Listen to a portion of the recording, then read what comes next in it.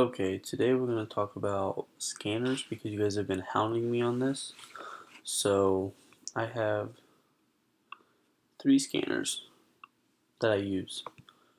1% gainers, two pre-market movers, three gap down. And I guess we'll start with number one. Public. Yeah, so all of these, you just gotta click over here on the watch list. Public percent gainers. A lot of these will be green because they've gained.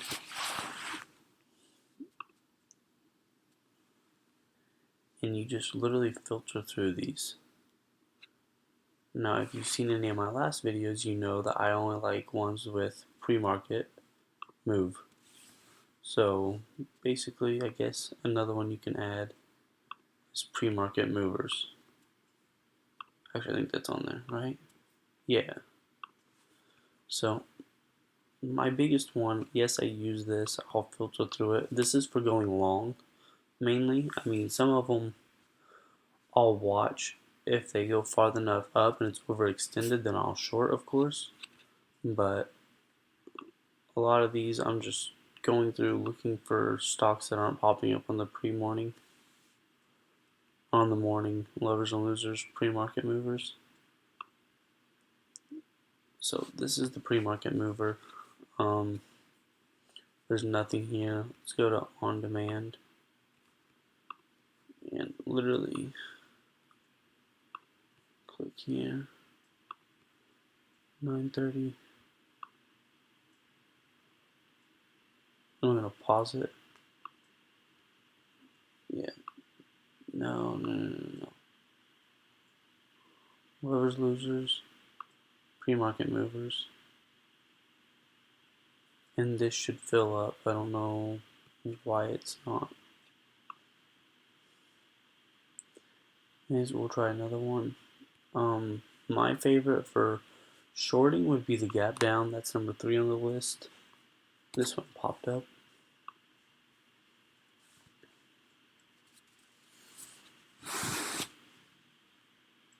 My Wi-Fi is taking a minute. So once again, it needs moving in the pre-market. So we might as well come down to these. And literally just filter through them. I'm going to go through them, but I'm going to speed it up during the video.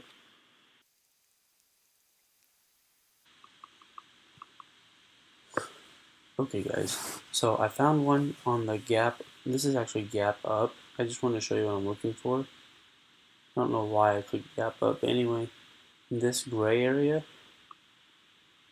needs to have movement like this. That is pre-market or aftermarket, depends. This one would actually be pre-market, and this would be a gap down. And then as you can see, it consolidated and back down. But what I look for is I literally look for this gap down, and then at the beginning of the day, I expect it to run up, and then I'll short into that run up, is what I normally do. And usually, I prefer a double top, so I may not short it immediately. I may give it a second and come down, and then it'll probably pop back up just to that double top, or within a few cents, and then I'll short it down. So that being said, I guess I can try to go to the gap down. These are all NA. It's not a good sign.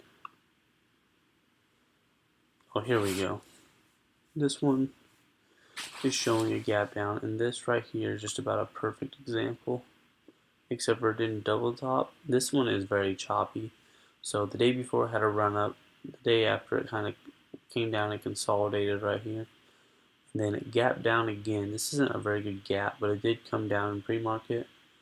And then fell, spiked up right where the top of this past day was. So if you draw a price line right here, see it hits it and then falls back down. Now this wouldn't be a great short because you're making 2 cents, 3 cents. So that's not a very great example, but the chart pattern is right, even though the volatility isn't. You can see there's no volume except for right here.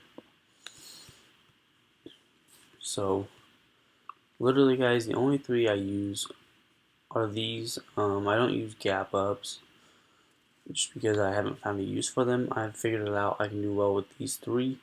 The only other thing I do is I'm on chat rooms. I'm on TechBud Solutions, and then Tim Sykes is chat rooms, and literally just you don't have to pay the money to get on there. Just get on TechBuds. They're free.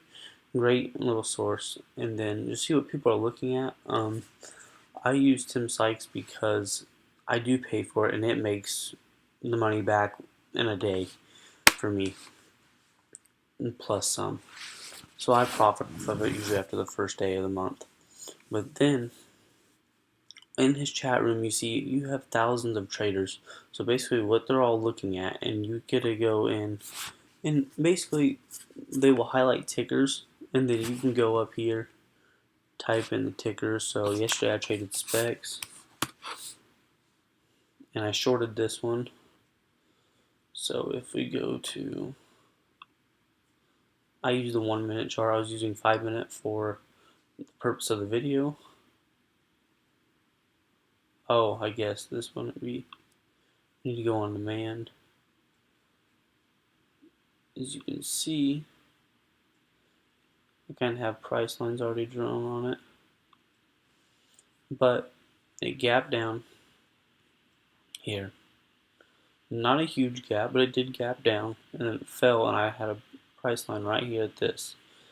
And I knew that this was a big thing. If it broke, we were going to be better. So basically all I need is this. And it ended up double topping.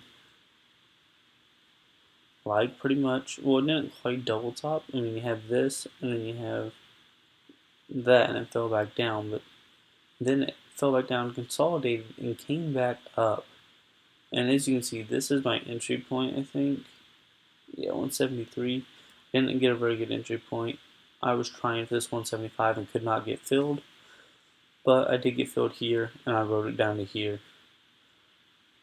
I believe after I just seen this keep coming up and down, I just lost interest, honestly, and got bored.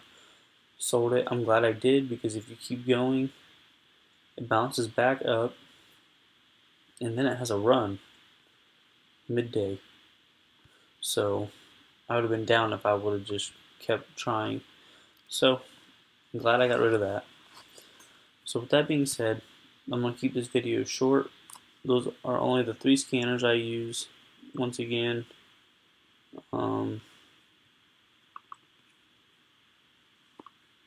just right here.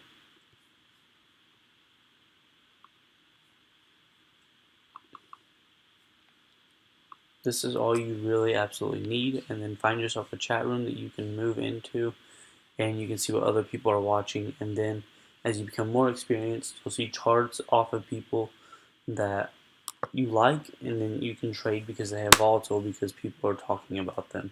So I hope you enjoyed this video, and leave a comment. Please like this video and subscribe.